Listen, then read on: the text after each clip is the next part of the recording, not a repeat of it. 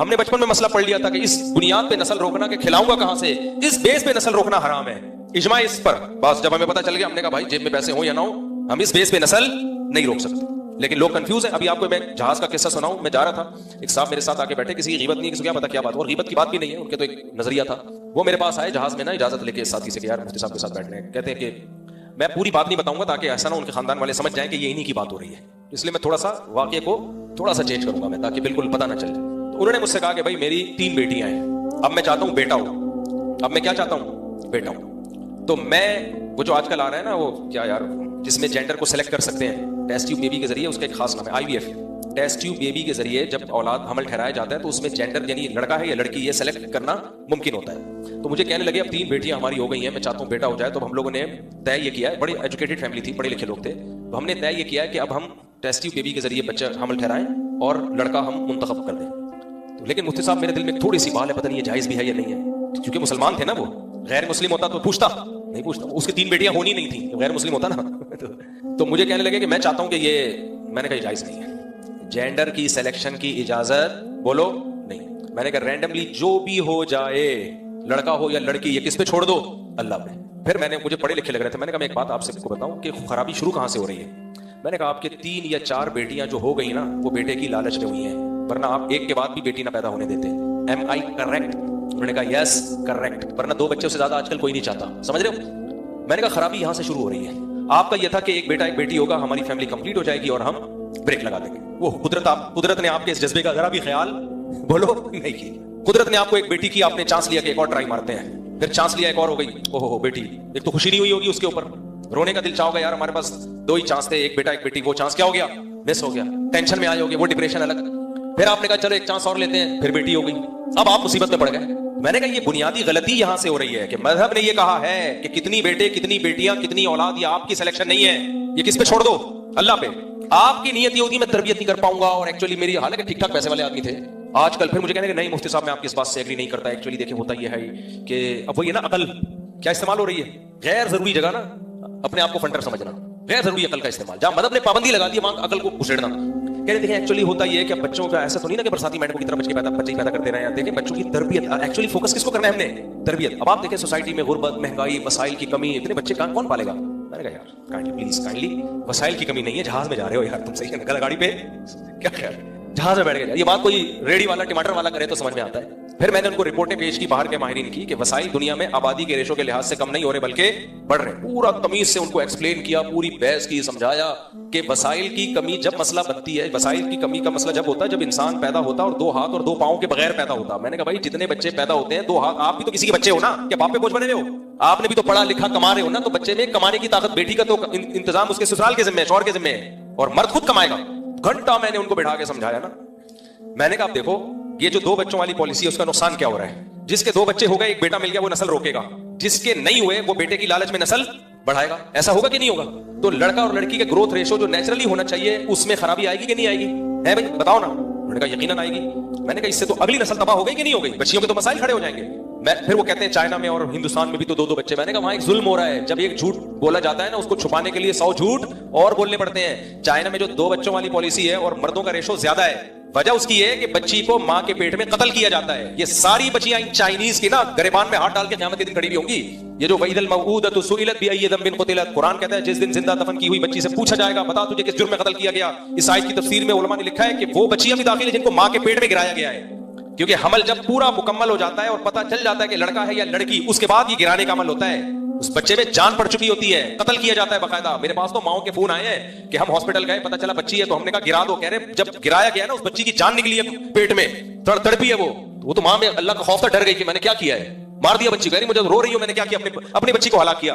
करोड़ों बच्चियां चाइना में और इंडिया में मां के पेट में कत्ल की गई हैं, तब जाके ग्रोथ रेशो पे उन्होंने क्या किया है, कंट्रोल। नहीं आ रही समझ में? जमाने जाहिलियत में जिन बापों ने अपनी बेटियों को जिंदा दफन कर दिया था उन पे कोई केस हुआ दुनिया में? क्यों नहीं हुआ? केस करने वाला बाप ही होता है ना। जब बाप ही मार रहे हैं तो कौन केस करेगा? तो ऐसे ही मेरे भाई ये तो बच्चियां दुनिया में आई नहीं कि अपने बाप मां और बाप के खिलाफ केस करती।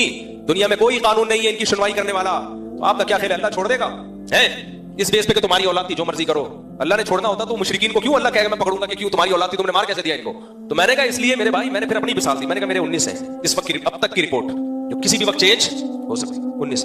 मैंने कहा मैं आपको मैं शो मारने के लिए नहीं कह रहा, अल्लाह नजर बस से बचाए, अल्लाह ने हमारी बुराइयों पे पर्दा डाला हुआ है, बहुत नेक नहीं है हम। मैंने उनसे कहा मैं आपको खुश नजर आ रहा हूं कि नहीं आ रहा? कहते हैं माशाल्लाह फिटफाट। तो मैंने कहा हमारे 19 हैं और आके आप हमारे बच्चों से मिलो, अल्हम्दुलिल्लाह अब तक की रिपोर्ट के मुताबिक ना कोई चोर है, ना कोई मस्जिद से चप्पल चुराता है, सारे पढ़ भी रहे हैं, मदरसे जा रहे हैं, स्कूल जा रहे हैं, जो नॉर्मल, मैंने कहा बहुत कोई फरिश्ते वरिश्ते हो, ऐसा नहीं है, कोई भी नहीं बिगड़ा। तो ये जो तरबियत का आप लोगों ने मंजन बेचा हुआ है ना, बच्चे जितने ज्यादा होते हैं वो एक दूसरे को संभालते हैं। हमारे तो बड़े भाइयों ने हमें पाला है, अब्बा तो ऑफिस में होते थे, बड़े भाई के चमाटे खाए हमने, जिसकी वजह से आज थोड़े बहुत टूटे फूटे इंसान के बच्चे बने हुए हम, क्योंकि नई जनरेशन को नई जनरेशन समझती है। अब्बा पुराने हो जाते हैं, उनको नई बच्चों की शरारतों का, भाई को पता होता है कहां से बिगड़ गई है। फिर बेटियां, उनके भाई नहीं है, वो बेटियां ससुराल में जुल्म होता है। ऐसे कई केसेस आ रहे हैं, खातून आई मेरा ससुराल जुल्म कर रहे हैं, तुम्हारे भाई चाचे कहे हैं ही नहीं, दादा की एक आध था तो एक फुप्पो है, मलांडी में रहती हूँ, फुप्पो क्या करेगी अकेली, इसकी बड़ा खानदान होता है, उस बच्ची पे कोई जुल्म तो करके दिखाए, पीछे 8-10 भाई खड़े हुए होते हैं, चाचे मामे खड़े हुए होते हैं। तो मैंने उन बेचारों पे पूरी अपनी सलाहियत खर्च कर ली, मगर बंदा हिल के हिल के नहीं दिया। तो क्यों हिला भाई? इसलिए नहीं कि अकल से समझाना बहुत मुश्किल होता है, इसमें यह होता है कि अल्लाह के सामने हथियार डाल दो। अकल के हथियार अल्लाह हमने डाल दिए थे, हमने कहा यार ऐसे की तैसे यार बाढ़ में जाए। जब अल्लाह ने कह दिया आपको आजमाइश भी अगर आ गई औलाद की वजह से, अल्लाह ना करे, तो हम कहेंगे अल्लाह ने, हमने तो आपका हुक्म समझ के किया था, आजमाइश है तो अल्लाह सब्र की भी तौफीक देगा। बाज़ दफा आदमी काम अच्छा करने चलता है, आजमाइश आ जाती है तो क्या करता है वो, भाई हमने तो काम ठीक किया था, हमने काम, आपने सही डॉक्टर से इलाज किया, दवा भी ठीक, वो रिएक्शन कर गई तो आपको निदामत नहीं होती, आपको यार मेरे बस में तो यही था कि डॉक्टर भी पेटी का है, दवा भी इसने बिल्कुल यूट्यूब पे भी सर्च कर लिया, डॉक्टर फिर भी खा के अगर रिएक्शन हो गया तो अब वो तो अल्लाह के हाथ में है ना। लेकिन खा ही जहर रहे हो, चल ही गलत ट्रैक पे रहे हो, तो डिप्रेशन के अलावा कुछ भी नहीं है। मैंने कहा भाई ये जेंडर की सिलेक्शन की अगर इजाजत दे दी जाए ना, तो ग्रोथ रेशो की ऐसी की तैसी हो जाएगी। फिर आप आज एक लड़का, कल कहेगा एक बच्चा, बंदा कहेगा मुझे तो 6 लड़के चाहिए, लड़के ही लड़के, वही हशर होगा जो चाइना और इंडिया में, लड़के ज्यादा औरतें कम। तो चाइना में तो सुना है औरत के लिए जंगें शुरू होने वाली हैं, लेकिन फिर होता क्या है, जब औरतें नहीं मिलती तो फिर वो उसी तरफ जाते हैं, फिर गलत ट्रैक पे तरफ जाएंगे, फिर उसकी आदत हो जाएगी उनको। तो अल्लाह ने हमारे लिए इतना आसान रख दिया, अल्लाह ने बोला भाई तेरे तू 1 रुपया भी जेब में नहीं है, नस्ल रोकने की इजाजत नहीं है, नहनु नरज़ुकुकुम व इय्याहुम, हम तुम्हें भी रोजी देंगे और इनको भी। उन्होंने मुझे कहा कि अकल भी तो हमें इस्तेमाल करनी चाहिए। मैंने कहा अकल इस्तेमाल करनी चाहिए, लेकिन खुदा के खिलाफ नहीं इस्तेमाल करनी चाहिए। अकल यही कहती है कि खुदा की अकल हमारी अकलों से बड़ी है। और मैंने कहा अकल अगर सही इस्तेमाल करोगे ना, तो बच्चा पैदा होते ही मां की छातियों में दूध आना इसकी अलामत है कि अल्लाह इसको पैदा करने में गाफिल नहीं है। सिस्टम अल्लाह ने बनाया हुआ है, पैदा होगा तो दूध आएगा, पैदा हुए बगैर नहीं आएगा। अब आप हो गया और उसके तो इतने बच्चे हो गए, उसके तो मां के दूध आता रहा है, मैं तो अभी तक दूध ही नहीं आया, तो मैं बच्चे कैसे पैदा करूंगा? पैदा करेगा तो आएगा ना। तो बच्चा पैदा होगा तो तुम्हें अल्लाह गुंजाइश देगा माली, ताकि इसके खर्चे उठाओ, नहीं होगा तो ऐसे ही घूमते रहो। जैसे मैंने देखा हमारे क्लास फेलो जो कमा रहे थे कि पैसे ही नहीं है, अब तक पैसे ही नहीं है, लोगों की शादियां भी हो गई, बच्चे भी हो गए, बच्चे बड़े भी हो गए, उनके बच्चों के बच्चे हो गए, खाते पीते चले गए दुनिया से, इनके पास अब तक की रिपोर्ट के मुताबिक पैसे ही नहीं आए। तो अल्लाह ताला का बहुत बड़ा करम है मेरे भाई, अल्लाह ने हमें इस्लाम दे दिया, हमारी कंफ्यूजन 20 चीजों में अल्लाह ताला ने खत्म कर दिया। जब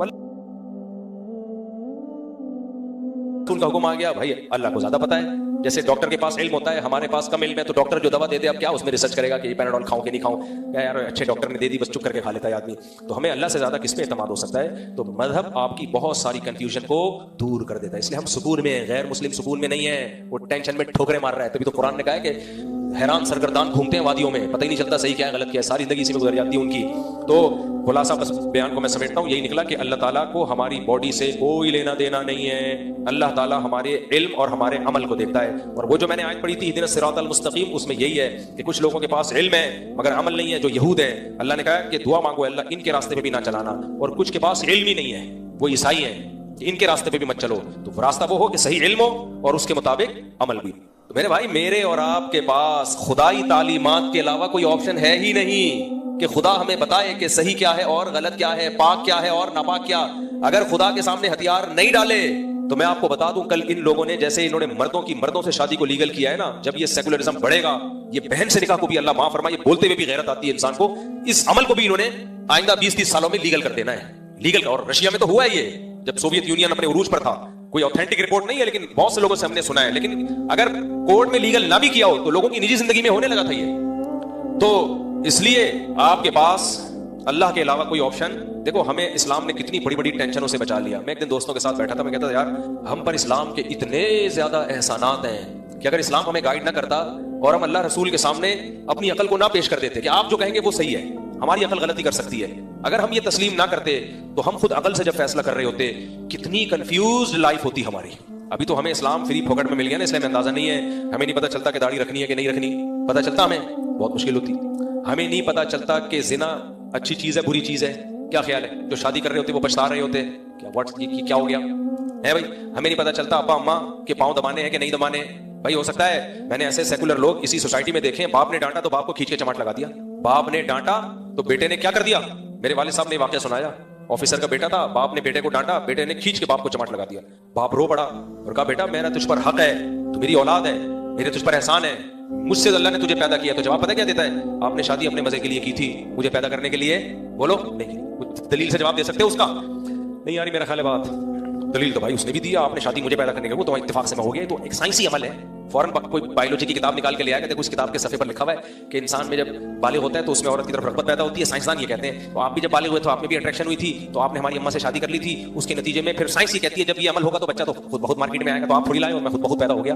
और जब पैदा होता है तो नेचुरली कुदरत ने मोहब्बत शौकत रखी हुई है, इंसान पाल लेता है, तो उसी सिलसिले में मैं भी पल गया। अब जितने राइट आपके उतने राइट किसके हैं? मेरे हैं। दूसरी बात वो ये भी कह सकता है ना करते पैदा, मैंने थोड़ी कहा था मुझे पैदा करो। मैं बच्चों को बदतमीज नहीं बना रहा, मैं बता ऐसा ना अपने अब्बा को यही दलाइल देना शुरू कर दो, अब्बा आज हमें पता चला कि आपका तो कोई एहसान नहीं था, हम तो नेचुरली इत्तेफाक से पैदा हो गए हैं, और जब हो ही जाता है तो पल भी जाता है। ये तो एक नेचुरल अमल है। तो जब कोई आगे से बहस करना शुरू कर दे औलाद में आपके सामने और ये दलाइल देना शुरू करे और आखिर में आके आपकी आंखों में आंखें डाल के बात करे कि जितने राइट्स आपके उतने ही मेरे, आप मुझसे नजर नीची करके तमीज से बात करोगे तो तमीज से रहूंगा, जैसे मैं जमशेद के साथ रहता हूं। थोड़ी सी आंखें दिखाई तो मैं आंखें निकाल दूंगा। दलाइल से मेरे भाई आप उसका मुकाबला बोलो, बोलते क्यों नहीं कर सकते। हर बात का उसके पास जवाब है, हर बात का जवाब है।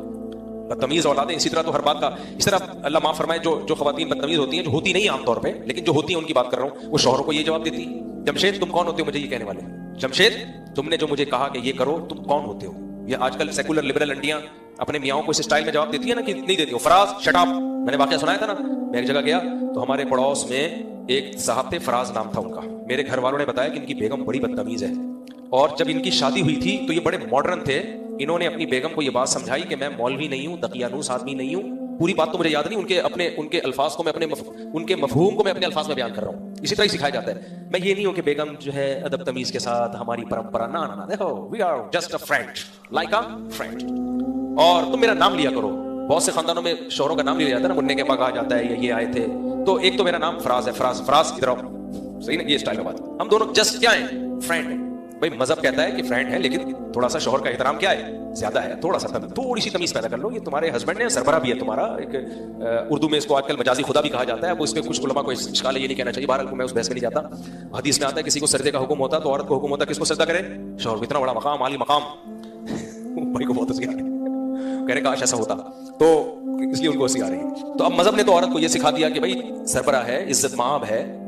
लेकिन जो सेकुलर लोग हैं वो मेरे घर वालों ने बताया कि इनकी जब शादी हुई थी तो शौहर ने पहली रात को इसको बोल दिया कि नाम लेके बात करोगी और बिल्कुल हम दोनों जस्ट एक फ्रेंड की तरह रहेंगे। तो मेरे घर वाले मुझे बता रहे थे कि कितना बड़ा दिल है शौहर का ना, इतना। तो मुझे आवाज आई शट अप फराज, पड़ोसियों से। मैंने कहा जस्ट अ फ्रेंड, ठीक है ना, फ्रेंडशिप इसी को कहते हैं। फराज साहब चुप। फराज में ये दम नहीं है कि वो बेगम को बोलते शट अप, ना ना ना।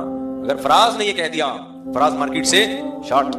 और आजकल तो हमारी अदालतों ने फ्रेंड से भी ज्यादा ऊंचा मकाम दे दिया है औरत को। तो अदालत ने कहा है ना, शौहर ने अगर डांटा, यूं भी कर दिया ना, और बीवी को थोड़ी सी डिप्रेशन हुई तो कोर्ट में जाके निकाह खत्म करा सकती है। मेरे शौहर ने क्या किया है, डांटा है। मार्केट में ये चल रहा है, पता नहीं होगा क्या आगा, तुम सबका क्या होगा कालिया।